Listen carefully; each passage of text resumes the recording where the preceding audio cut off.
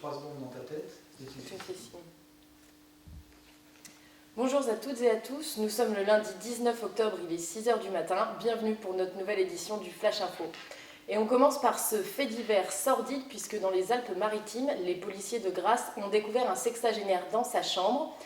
D'après sa mère qui a elle-même appelé les secours, l'homme y vivait reclus depuis plus de 20 ans. Souffrant visiblement de troubles mentaux, puisque l'individu a été très violent lors de cette intervention, il a depuis été signalé aux services sociaux. En France toujours, le PS peut-il se sentir rassuré ?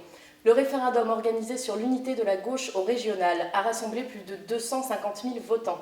Avec 90% de oui, le premier secrétaire du PS, Jean-Christophe Cambadélis, s'est enorgueilli d'un succès d'un point de vue de l'organisation, mais aussi de la participation.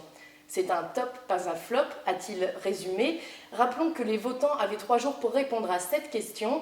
Face à la droite et l'extrême droite, souhaitez-vous l'unité de la gauche et des écologistes aux élections régionales, sur Internet ou dans les urnes dispatchées sur tout le territoire? Le PS veut maintenant tendre la main aux partis communistes et aux écologistes en leur proposant un pacte de fraternité. Reste à savoir si celle-ci sera saisie par l'ensemble de la gauche. Politique toujours, mais en Suisse cette fois-ci, où l'extrême droite s'est illustrée lors des dernières élections législatives de ce week-end, alors que l'Union démocratique, pourtant populiste et xénophobe, avait déjà battu son record en 2007, devenant ainsi la plus importante force au Parlement. Elle gagne 11 nouveaux députés. Cela amène à 64 sur 200 le nombre d'élus à la chambre basse de ce parti, qui n'a pas hésité au cours de sa campagne à surfer sur la vague de crainte de l'immigration des Helvètes. Immigration avec une situation qui ne s'arrange pas dans l'est de l'Europe. Plus d'1 millier de migrants restent bloqués à la frontière entre la Croatie et la Slovénie.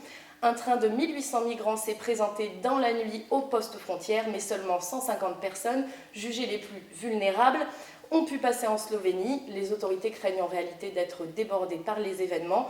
Un porte-parole de la police a déclaré, je cite, « Nous essayons de gérer les entrées de façon coordonnée pour éviter de déborder les capacités d'hébergement de la Slovénie. » Rappelons que depuis la fermeture par la Hongrie de sa frontière avec la Croatie vendredi soir, la Slovénie est devenue le nouveau pays de transit des migrants en provenance de la Serbie et de la Croatie.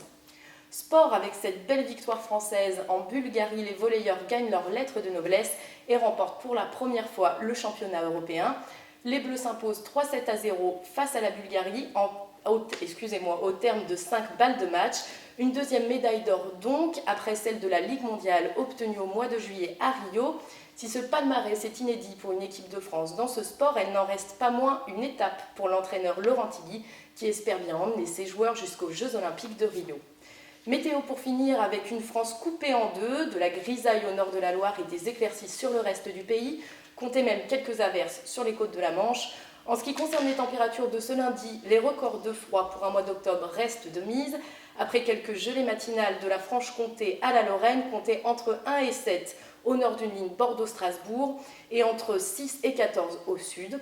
Dans l'après-midi, les minimales iront de 8 à 11 sur le nord, mais le thermomètre montera jusqu'à 23 sur l'île de Beauté. Merci à tous, bonne matinée et rendez-vous pour le prochain point info à 7h.